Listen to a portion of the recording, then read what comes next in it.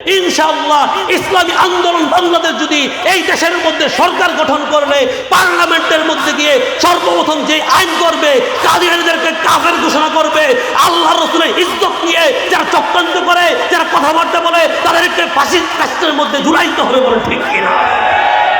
আজকে আপনারা দেখেছেন আমাদের বাংলাদেশের মধ্যে জুলাই গণঅভ্যুত্থানের পরে আমাদের দেশের মধ্যে যে পার্লামেন্ট বসেছে, এই পার্লামেন্টের মধ্যে প্রতিটা মিনিটে লক্ষ লক্ষ টাকা খরচ হয়।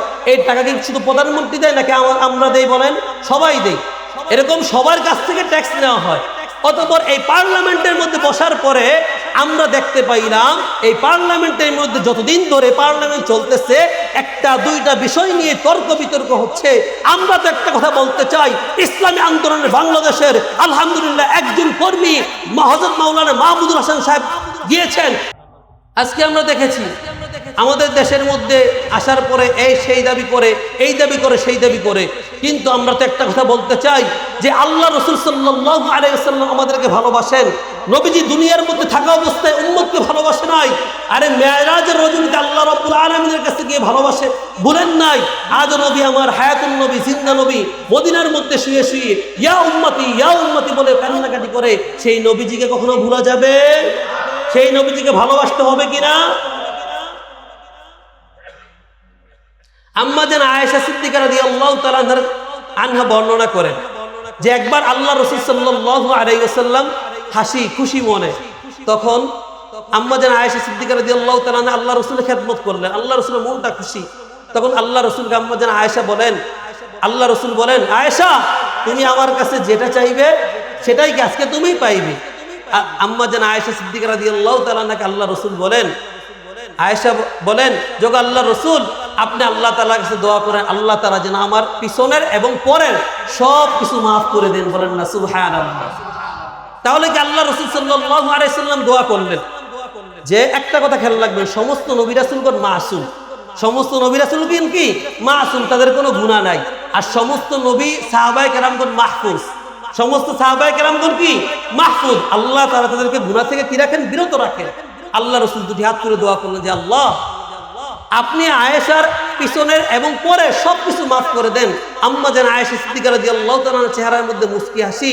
আল্লাহ রাসূল বলেন, আয়েশা তোমার জন্য তো এখন আমি দোয়া করলাম, আমার উম্মতের জন্য 5 ওয়াক্ত নামাজের মধ্যে প্রতিটি মুহূর্তের মধ্যে আমি দোয়া করি, আয় আল্লাহ আমার উম্মতকে আপনি মাফ করে দেন। সুবহানাল্লাহ।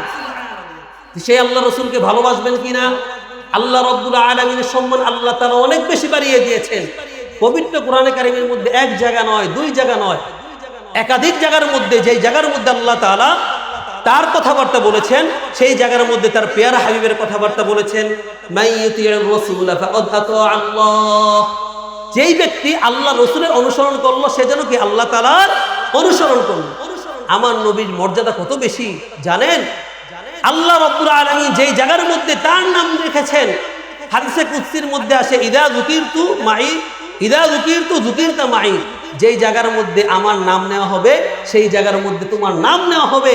দেখেন না আপনারা, দুনিয়ার মধ্যে যখন নাকি আপনি আযানের মধ্যে বলা হয় আশহাদু আল্লা ইলাহা ইল্লাল্লাহ, পরেই বলা হয় আশহাদু আন্না মুহাম্মাদার রাসূলুল্লাহ। যখন নামাজের মধ্যে আপনি বলবেন তাশাহুদের মধ্যে আত্তাহিয়াতু, এটা বলে আশহাদু আল্লা ইলাহা ইল্লাল্লাহু ওয়া আশহাদু আন্না মুহাম্মাদান আবদুহু ওয়া রাসূলুহু। আপনি আসুন কালিমায়ে তয়্যিবার মধ্যে লা ইলাহা ইল্লাল্লাহু মুহাম্মাদুর রাসূলুল্লাহ যখন নাই কবরের মধ্যে রাখা হবে, মা রব্বুকা ওয়া মা দীনুকা ওয়া মান হাযা রাজুলুল্লাযী বুইসা ফীকুম। আল্লাহ রাব্বুল আলামিনের প্রশ্নের সাথে সাথে আল্লাহ রাসূলের সেই সম্পর্ক কি প্রশ্ন করা হবে। আমার নবী হায়াতুন নবী, জিন্দা নবী, আল্লাহ রাসূলের সম্মান অনেক বেশি। অতঃপর আমরা একটা মুসলমান হিসেবে আমার নবীকে ভালোবাসতে হবে। কেননা ইয়াউমা ইয়াফিরুল মারউ মিন আখিহি ওয়া উম্মিহি ওয়া আবিহি, হাসরের ময়দানের মধ্যে সন্তান পলায়ন করবে, মা পলায়ন করবে, ভাই পলায়ন করবে, নেতার লোকেরা পলায়ন করবে। দেখেন না দেশের মধ্যে যখন নাকি বিপদ আসে নেতারা পালিয়ে যায়, বিদেশের মধ্যে কর্মীরা থাকে। ও মিয়া, আল্লাহ রাসূল সাল্লাল্লাহু আলাইহি সাল্লাম উম্মতকে কখনো বলবেন না, কখনো পুলসিরাতের ময়দানে, কখনো হাউজে কাউসারের সামনে, কখনো মিজানের পাল্লার সামনে। অথবা আমরা একটা কথাই বলতে চাই, আমরা আমাদের নবীজিকে সবচাইতে বেশি ভালোবাসি। আমরা দেশের মধ্যে আইন চাই, নবীর পরে নবী নাই, সংসদে আইন চাই, বলি ঠিক কিনা? নবীর পরে নবী নাই, সংসদে আইছে। আসসালামু আলাইকুম ওয়া রাহমাতুল্লাহি ওয়া বারাকাতুহু।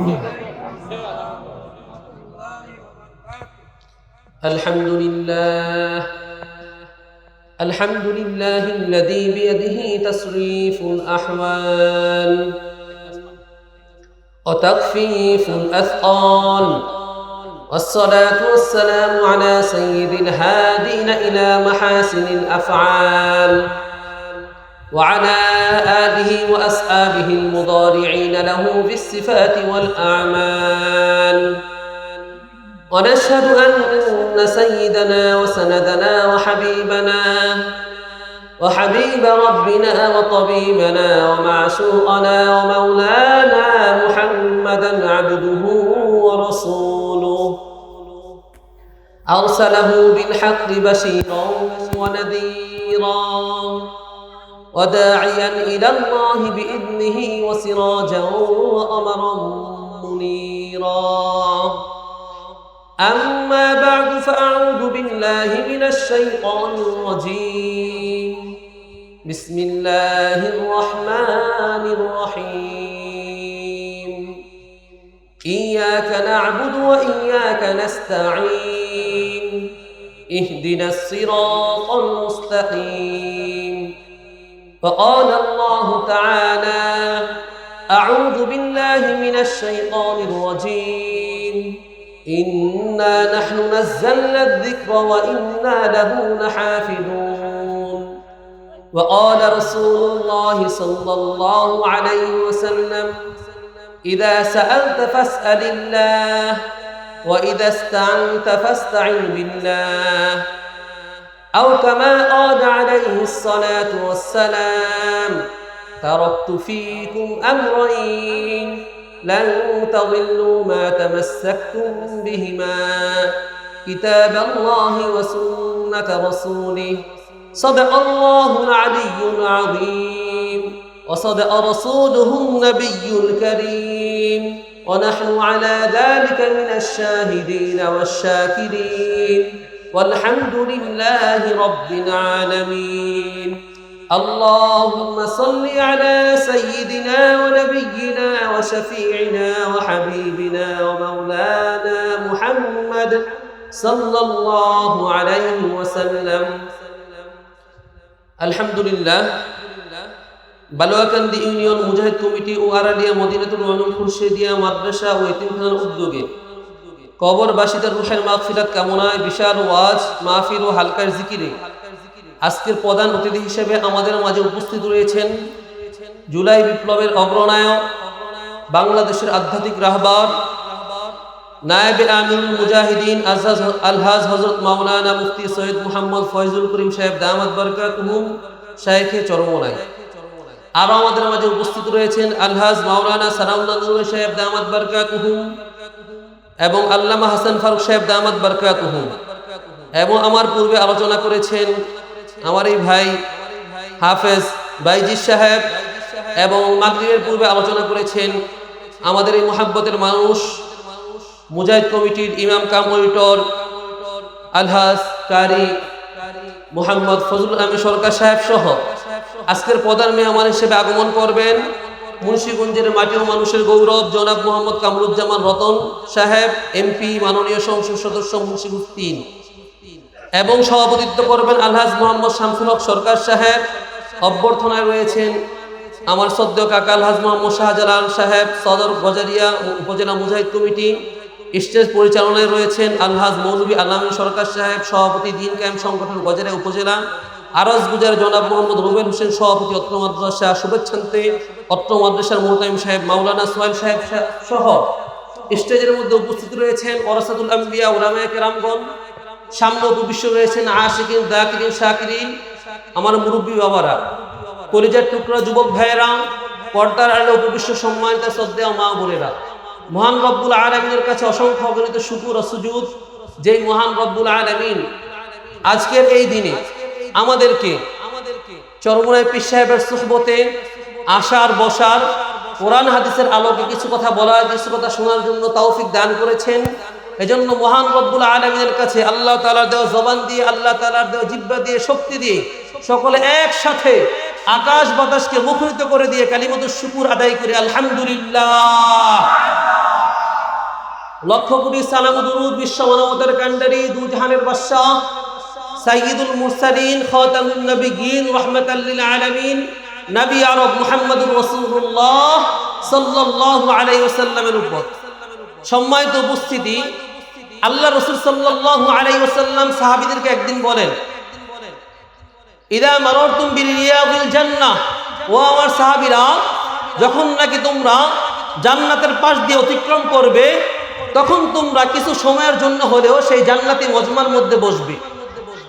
তখন সাহাবায়ে কেরামগণ বললেন, ওমা রিয়াদুল জান্নাহ ফিল আরদি ইয়া রাসূলুল্লাহ, ও আল্লাহর নবী রাসূল করিম সাল্লাল্লাহু আলাইহি ওয়াসাল্লাম, আমরা তো জানি ইদা উদিয়াল মাইয়িতু ফি কবরিহি, যখন নাকি একটা মানুষকে কবরের মধ্যে রাখা হয় তখন ফেরেশতা আসে, ফেরেশতা আসার পরে তাকে প্রশ্ন করে, এবং কি আমরা জানি জান্নাত এবং জাহান্নামটা মৃত্যুর পরে। কখন বলেন? মৃত্যুর পরে। সাহাবায়ে কেরামগণ প্রশ্ন করতেছেন, আল্লাহ রাসূলকে জিজ্ঞেস করতেছেন, আল্লাহ রাসূল আপনি তো আমাদেরকে বললেন আমরা যখন নাকি দুনিয়ার কোনো জান্নাতের বাগানের পাশ দিয়ে অতিক্রম করি সেখানের মধ্যে অবস্থান করব। আমরা তো জানি মানুষের জান্নাতটা মৃত্যুর পরে। ফেরেশতারা আসবে একটা লাশ রাখার পরে, জিজ্ঞাসা করবে, মা রাব্বুকা ওয়া মা দীনুকা ওয়া মান হাযা রাজুলুল্লাযী বুইসা ফীকুম, তাহলে দুনিয়ার মধ্যে কোনটা আবার জান্নাতি মজমা? আল্লাহ রাসূল সাল্লাল্লাহু আলাইহি ওয়াসাল্লাম বলেন, ও আমার সাহাবীরা, এই যে দুনিয়ার মধ্যে যেই জায়গার মধ্যে নাকি লা ইলাহা ইল্লাল্লাহর জিকির করা হয়, কোরআন হাদিস থেকে কথাবার্তা বলা হয়, উলামায়ে কেরামের মজমা এরকম ভাবে জমানো হয়, সেটা যদি তোমরা দুনিয়া মজমা দেখো, হতে পারে একটা তেলপাল টানানো, চরমুনার ময়দানের মধ্যে গেলে দেখতে পারবে তোমরা শুধু তেলপাল টানানো, নিচের মধ্যে শুধু এরকম ভাবে ছাড়া থাকে, কিন্তু এটা দুনিয়ার বুকে এটা জান্নাতের একটা অংশ। সুবহানাল্লাহ। আল্লাহ রাব্বুল আলামিনের কাছে যে জায়গার মধ্যে জিকির করা হয়, কোরআন হাদিসের আলোকে কথাবার্তা বলা হয়, সেটার মর্যাদা কি জান্নাতের মতো। অতঃপর আজকে আমরা যারা এখানের মধ্যে এসেছি, আল্লাহ রাসূল সাল্লাল্লাহু আলাইহি ওয়াসাল্লামের হাদিসের ভাষায় এটা কি জান্নাতের বাগান। আলহামদুলিল্লাহ, এর পাশেই রয়েছে কবরস্থান। এখানের মধ্যে আমাদের আত্মীয় স্বজন, এই যে বালুয়াকান্দির আত্মীয় স্বজনরা শুয়ে আছেন, এখান থেকে আমরা দোয়া করি আল্লাহ রাব্বুল আলামিন যেন আজকে যিনি আধ্যাত্মিক রাহবার আছেন চরমনায় পীর সাহেব, ওলামায়ে কেরাম সহ আশিকিন যাকিরিন যারা আসবে এখানের মধ্যে আলোচনা এবং জিকিরের আজকারের কারণে আল্লাহ রাব্বুল আলামিন যেন এই কবরস্থানকে জান্নাতের বাগান বানিয়ে দেন। সকলে বলুন আমিন। সম্মানিত উপস্থিতি, আমি আপনাদেরকে বলি যে আজকে দেখা যায়, কিছুদিন আগে আমরা চরমনার মাহফিলের মধ্যে গিয়েছিলাম। আসলে চরমনার মাহফিল এটা হলো আমাদের কি দিলের মধ্যে আমরা গেলে একটা শান্তি পাই। কি পাই বলেন? শান্তি পাই। একটা মানুষকে পরিপূর্ণ মানুষ বলে দুইটা জিনিসের মাধ্যমে মানুষ তৈরি, একটা হলো জিসিম আর একটা হলো রূহ। একটা হলো কি জিসিম আর একটা হলো কি রূহ। মানুষের আত্মাটা যখন নাকি চলে যায় তাকে আর মানুষ বলে না, বলে লাশ। কি বলে? বলে লাশ। লাশটাকে ঘর থেকে বের করো, লাশটাকে গোসল করাও, লাশটাকে খাটিয়ার মধ্যে করে নিয়ে এরকম মাঠের মধ্যে নিয়ে যাও, লাশটাকে দাফন করো। Presents by Kuakata media centre. হক্কানি আলেমদের নিত্য নতুন ভিডিও পেতে আমাদের চ্যানেলটি সাবস্ক্রাইব করুন। কুয়াকাটা মিডিয়া সেন্টার, ইসলামিক বিনোদনের বিশ্বস্ত সঙ্গী।